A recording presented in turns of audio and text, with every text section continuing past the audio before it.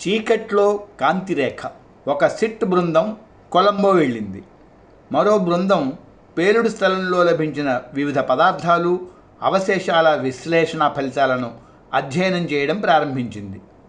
దాంతోపాటు తమిళనాడులో వేర్వేరు ప్రాంతాల్లో సంభవించిన తీవ్రవాద దాడులు, ఆయా దాడులు, ప్రైవేళ్లలో దుండగులు అనుసరించిన వ్యూహాలు, అలాంటి సంఘటనల్లో కారకులైన తీవ్రవాద వర్గాలు, ఆ వర్గాలతో కానీ సంఘటనల వ్యూహాలతో కానీ ఈ మే 21 నాటి శ్రీపెరంబుదూరు పేలుడికి సారూప్యం కలిగిన అంశాలు, వీటిని కూడా ఇదే బృందం అధ్యయనం చేస్తోంది. చెన్నైలోని డొకారియా కాలనీలో 1990 జూన్ 19 నాడు Eelam people's revolutionary liberation front EPRLF కార్యాలయంలో ఆ సంస్థ నాయకుడు పద్మనాభతో పాటు ఆయన సహచరులు చాలామంది తీవ్రవాదులతో హత్యకు గురయ్యారు. సాయంత్రం 6:30 గంటల ప్రాంతంలో ఒక తెల్ల అంబాసిడర్ కారులో వచ్చి AK-47 తుపాకులు, గ్రెనేడ్లతో తీవ్రవాదులు ఎంత పకడ్బందీగా దాడి చేశారంటే ఏ ఒక్క EPRLF కార్యకర్త ఆ దాడి నుంచి తప్పించుకోలేకపోయారు. ఆ దాడిలో కొంతమంది ప్రత్యక్ష సాక్షులు కూడా మరణించారు. ఆ దాడికి సంబంధించి మర్నాడు బయటపడిన ఒకే ఒక్క విషయం ఏమంటే, ఆ దాడి చేసి పారిపోతున్న వాళ్ళు విల్లుపురం దగ్గర తిరుచి వెళ్తున్న వ్యాన్ని ఆపి డ్రైవర్ని చావబాది అందులో ప్రయాణిస్తున్న ఒక ప్రైవేటు కంపెనీ అధికారిని, అతని తల్లిని బలవంతంగా కిందకి దింపేసి ఆ వ్యాను తీసుకుని పారిపోయారు. ఆ అధికారి కథనం ప్రకారం ఆ ఆగంతుకులు మొత్తం 6. వాళ్ళల్లో 4 20-25 ఏళ్ల వయసులో ఉన్నవారు. వాళ్ళు తమ అంబాసిడర్ కారు దిగి ఈ వ్యాన్ ఆపి అందులో పారిపోయారు. అత్యాధునిక ఆయుధాలతో పాటు వాకీ టాకీ సెట్లు కూడా వాళ్ళ దగ్గర ఉన్నాయి. ఆ సెట్లలో వాళ్ళు సంభాషించుకుంటున్నారు. అంబాసిడర్ దిగుతూనే వాళ్ళు వ్యాన్ని చుట్టుముట్టి స్వాధీనం చేసుకున్నారు. పోతూ పోతూ ఈ విషయం పోలీసులకు ఫిర్యాదు చేశావా, ఖబర్దార్ అంటూ తీవ్రమైన హెచ్చరిక చేసిపోయారు. అంతవరకే ఆ అధికారి ఇవ్వగలిగిన సమాచారం. అంతకుమించి ఏ వివరాలని అతను పోలీసులకి చెప్పలేకపోయాడు. సిట్ బృందం కూడా అతన్ని ఎంత విచారించినా అతను ఆ తీవ్రవాదుల రూపాలని వర్ణించడం మినహా ఏమీ చెప్పలేకపోతున్నాడు. ఆ పద్మనాభ హత్య కేసు మిస్టరీ ఇప్పటి వరకు విడలేదు. ఇప్పుడు ఆ కేసుని మా సిట్ బృందం అధ్యయనం చేయడం ప్రారంభించింది.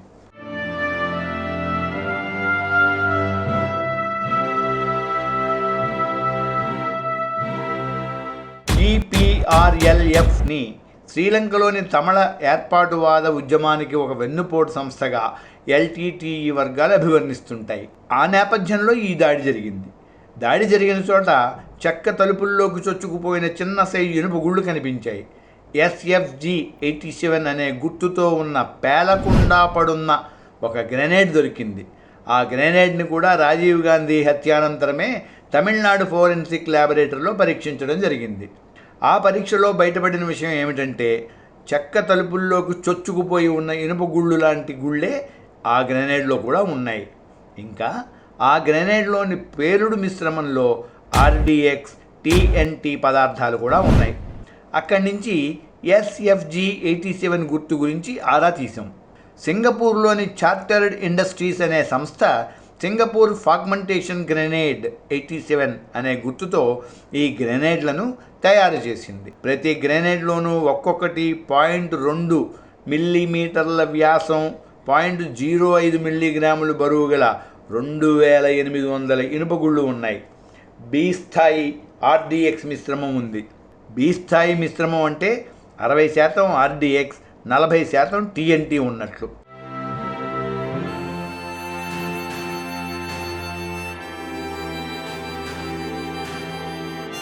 రాజీవ్ గాంధీ హత్య జరిగిన చోట లభించిన అన్ని రకాల పదార్థాలను తమిళనాడు ఫోరెన్సిక్ ల్యాబొరేటరీలో రసాయన పరీక్ష జరిపినప్పుడు తేలింది ఏమిటి? అక్కడ పేలుడు పదార్థంలో RDX మాత్రమే ఉంది. కానీ ఇనపగుళ్ళు మాత్రం పరిమాణంలోనూ బరువులోనూ పద్మనాభ హత్య కేసులో దొరికిన గ్రెనేడ్లో బయటపడిన గుళ్ళు వంటివే. పద్మనాభ హత్య కేసు మిస్టరీ ఇంతవరకు ఛేదింపబడలేదు. కానీ ఆ హత్యను LTTE వర్గాలే చేశాయని అనుమానం. అంత మాత్రాన ఈ ఇనుపగుళ్ళ సారూప్యం అనే ఒక్క అంశాన్ని పట్టుకుని రాజీవ్ గాంధీ హత్య కూడా ఎల్టీటీఈ వర్గాలే చేసి ఉంటాయని నిర్ధారించడం ఎలా? మన నేర పరిశోధక సంస్థల సమాచారం ప్రకారం ఎల్టీటీఈకి చెందిన కిరాతక హంతకులు డేవిడ్ రఘువరన్లు పద్మనాభ హత్య కేసులో పాల్గొన్నారు. కానీ వాళ్ళ ఫోటోల్ని సంపాదించడం కూడా అప్పటి వరకు సాధ్యపడలేదు.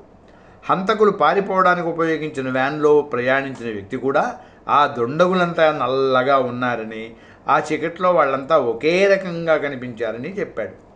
మొత్తం మీద రాజీవ్ గాంధీ హత్యా స్థలంలో లభించిన కెమెరా అందించిన ఫోటోల్లోని కుర్తా పైజమా వ్యక్తి ఎవరో పసిగట్టలేకపోయాం. హరిబాబు తీసిన ఫోటోల్ని వేర్వేరు బృందాలు నిశితంగా పరిశీలించాయి. ఆ హత్యలో హరిబాబు పాత్ర ఏ మేరకు ఉందో, అసలు ఉందో లేదో మేము తేల్చుకోలేకపోతున్నాం. హరిబాబు ఆ హంతకులలో భాగమా లేక కేవలం ఫోటోలు తీయడానికి నియోగింపబడిన ఫోటోగ్రాఫర్ మాత్రమేనా? ఇది ఒక చిక్కుముడిగా పరిణమించింది. అతని ఇంటి పరిస్థితులు చూస్తే అతనికి ఏ తీవ్రవాద సంస్థతోనూ సంబంధాలున్నాయన్న దాఖలాలు కనిపించలేదు. పైగా వాళ్ళదొక పేద కుటుంబం. ఒకవేళ తీవ్రవాద ఎల్టీటీఈతో సంబంధాలు ఉంటే మేము వెళ్ళి చూసేసరికే ఆ సంబంధాలను నిర్ధారించే ఆధారాలన్నీ తొలగించి వేశారేమో తెలీదు.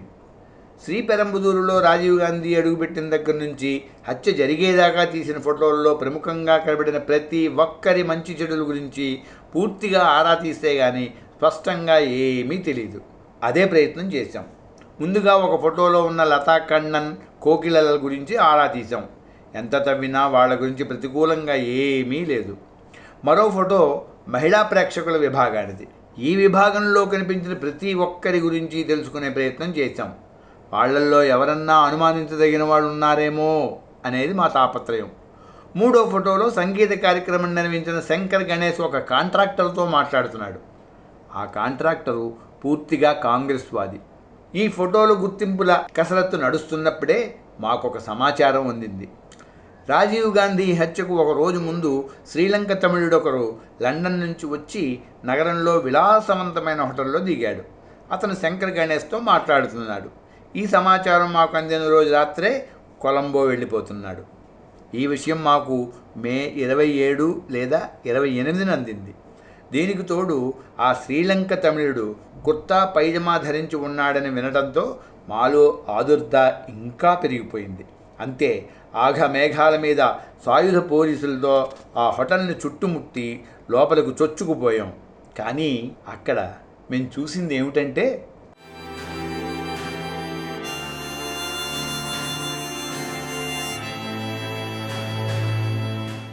కొంతమంది కళాకారులు, వాళ్లతో పాటు కొంతమంది అమ్మాయిలు, మధ్యలో మద్యం సీసాలు. కానీ అదే సమయంలో విమానాశ్రయంలో శ్రీలంక తమిళుడిగా చెప్పబడుతున్న వ్యక్తిని విమానం ఎక్కబోయే ముందు సిట్టు దళాలు నిర్బంధించాయి. అతని దగ్గర నుంచి మేము ఊహించిన ఎదురుదాడి, ప్రతిచర్య వగేరా ఏమీ ఎదురు కాలేదు. అతన్ని విచారించాం.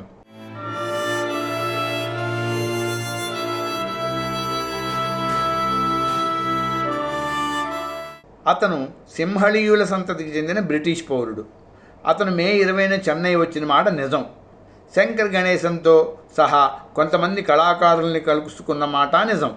అయితే ఇదంతా శ్రీలంకలో ఒక సంగీత కార్యక్రమం ఏర్పాటు చేయడం గురించి. కార్యక్రమం ఖరారు చేసుకుని శ్రీలంక వెళ్ళిపోతున్నాడు. అతను చెప్పిన విషయాలన్నీ నిజమని నిర్ధారించుకున్నాక అనుకుంటూ ఒక నిట్టూర్పు విడిచి అతన్ని వదిలేశాం. కానీ 2 వారాల తర్వాత మరో సమాచారం అందింది. విమానాశ్రయం అధికారులు టెలిఫోన్ చేసి చెన్నై అంతర్జాతీయ విమానాశ్రయంలో శ్రీలంక భారతీయుడైన ఒక అనుమానితుడిని నిర్బంధించినట్లు చెప్పారు. మహా ఆనందంగా అతని ఇంటికి పరిగెత్తాం. ఇమ్మిగ్రేషన్ కార్యాలయంలో ఆ అనుమానితుడిని నిర్బంధించారన్నారు. అటూ పరుగులు తీసాం. అక్కడికి వెళ్ళగానే అనుమానితుడు మా కళ్ళ ముందు ప్రత్యక్షమయ్యాడు. ఇంకా విచిత్రం, అతను మమ్మల్ని చూస్తూనే ఆనందాతిశయంతో కౌగిలించుకున్నంత పని చేశాడు. రక్షించారు మహాప్రభో, మీరు నా పాలిట దేవుళ్ళు అంటూ బ్రహ్మానందపడిపోయాడు. ఎందుకంటే ఇతను అతనే.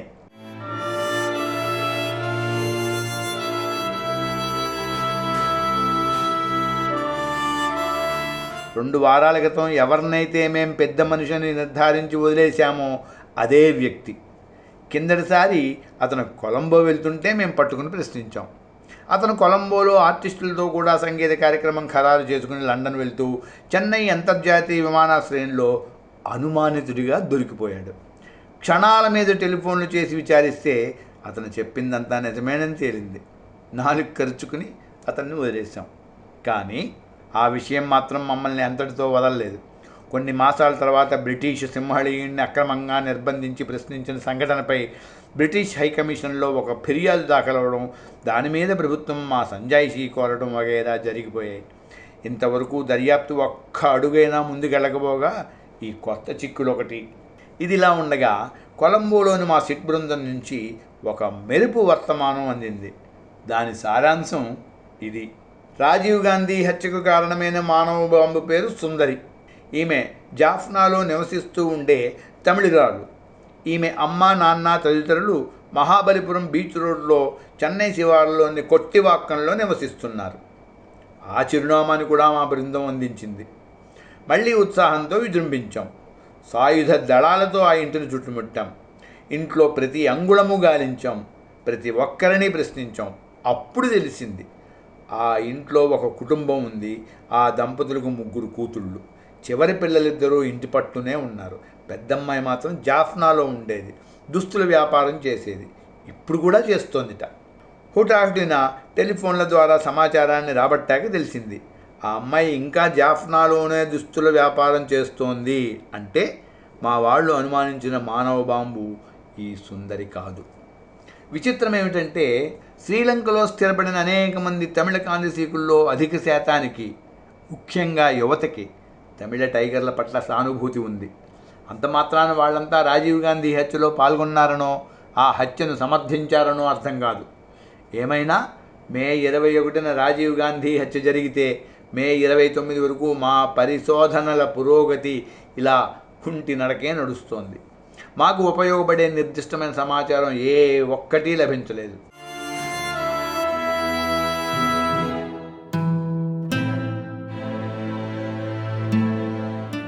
మే 30 నాడు ఒక నడివయస్కుడైన వ్యక్తి మండుటెండలో మా మల్లిగై సందర్శించాడు. పత్రికలలో మీరు ఇచ్చిన ప్రకటన చూశాక రాజీవ్ గాంధీ హత్యకు సంబంధించి నాకు తెలిసిన చిన్న సమాచారం ఒకటి మీకు చెప్పాలనిపించింది అన్నాడు అతను. అప్పటికే కొన్ని ప్రయోగాలు అయ్యాయి కదా, కొంత అనుభవం పెరిగింది. సరే చెప్పండి చూద్దాం అన్నారు తాపీగా మా బృందం సభ్యులు. ఆ పెద్ద మనిషి తాను చూసిన ఓ చిరు సమాచారాన్ని చెప్పుకుంటూ పోయాడు. నేను విల్లివాక్కం హైకోర్టు కాలనీలో ఉంటున్నాను. పత్రికల్లో మీరు ప్రచురించిన రాజీవ్ గాంధీ హత్య తాలూకు ఫోటోలు చూశాక మీకు ఈ సమాచారం ఏమన్నా ఉపయోగపడుతుందేమో చెప్పాలని వచ్చాను. ఆయన ఆగి ఆగి చెబుతున్నాడు. మే 21 మధ్యాహ్నం మా పొరుగింట్లో ఉండే నళిని అనే ఆవిడ ఇంట్లోంచి బయటకు వెళ్తుంటే నా భార్య చూసింది. చూస్తే ఆవిడతో పాటు మీరు పత్రికలలో ప్రచురించిన ఫోటోలోని ఆకుపచ్చ నారింజ రంగు సల్వార్ కమీజ్ అమ్మాయి, కుర్తా పైజమాలో ఉన్న మనిషి కూడా వాళ్ళ ఇంట్లోంచి బయటకు వెళ్ళారు. అన్నట్లు వాళ్లతో పాటు ముందు ఒక ఆడమనిషి, అప్పుడప్పుడు నళిని ఇంటికి వస్తూ పోతూ ఉండే దాస్ అనే కుర్రాడు కూడా ఉన్నారు. ఒక్కసారిగా మా సిట్టు బృందంలో ఉత్సాహం పొంగుకొచ్చింది.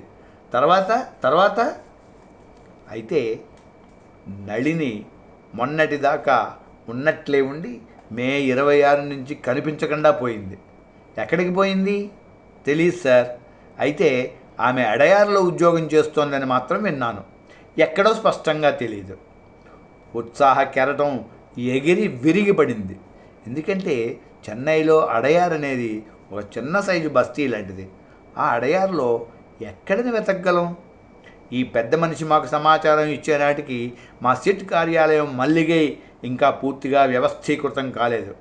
ఇంతకీ ఆయన చెప్పిన సమాచారం ఉపయోగపడుతుందో లేదో అన్న సందేహం ఎలాగూ వెంటాడుతూనే ఉంది. అయినప్పటికీ మేము అశ్రద్ధ చేయదలుచుకోలేదు. ఎందుకంటే కుర్తా పైజమా మనిషి తిరుగుతూనే ఉన్నాడు అంటే వాడు రిక్షాలోనో బస్సులోనో తిరుగుతూ ఉండాలి, లేదా ఏదో ఒక ఇంట్లో దాక్కుని ఉండాలి. ఈ విషయంలో చాలా వరకు మా ప్రయత్నం చీకట్లో వెదుకులాట అయిపోయింది. కానీ విల్లివాక్కం పెద్ద మనిషి ఇచ్చిన సమాచారం మాత్రం పూర్తిగా వాస్తవమని నిర్ధారణ అయింది. అయినా ఏం లాభం? మేము ఈ హత్య కేసులో పత్రికా ప్రకటనలు చేశాకనే విల్లివాక్కం పెద్ద మనిషి నళినిని అనుమానించడం మొదలుపెట్టాడు. అతను ఆ విషయం మా దృష్టికి తీసుకొచ్చేసరికి ఆమె అంతర్ధానమైపోయింది.